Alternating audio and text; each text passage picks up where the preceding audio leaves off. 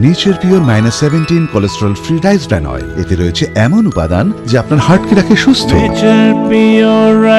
আপনার হৃদয় সত্যিকারের বন্ধু।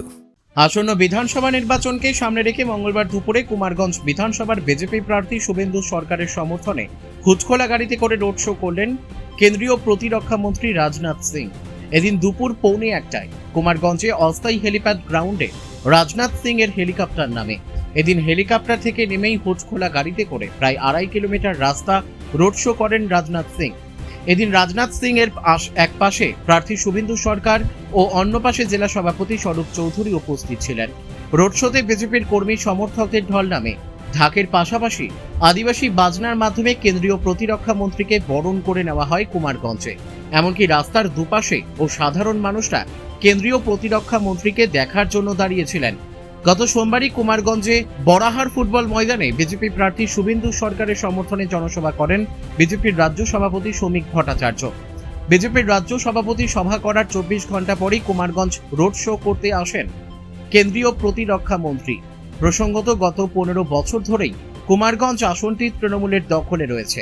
এবারে এই আসন জিততে মরিয়া বিজেপি, তাই কুমারগঞ্জ আসনকে পাখির চোখ করছেন জেলা ও রাজ্য নেতৃত্বরা।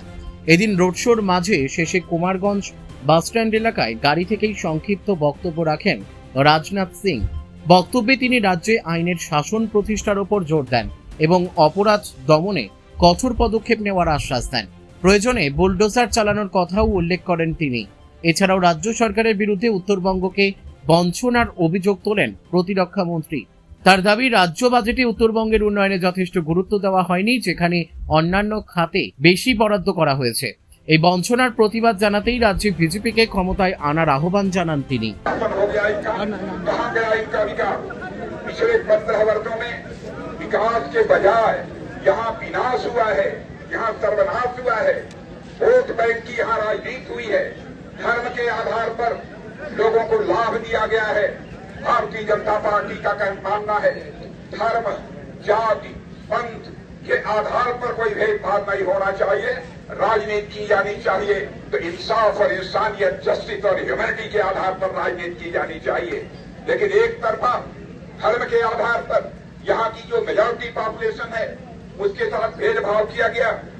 उत्तर बंगाल के लिए केवल 900 करोड़ दिए जाते हैं, लेकिन मदरसों का जब सवाल खड़ा होता है तो 5000 करोड़ रुपए मदरसों को दिए जाते हैं, लेकिन उत्तर बंगाल के विकास के लिए केवल 900 करोड़ दिए जाते हैं।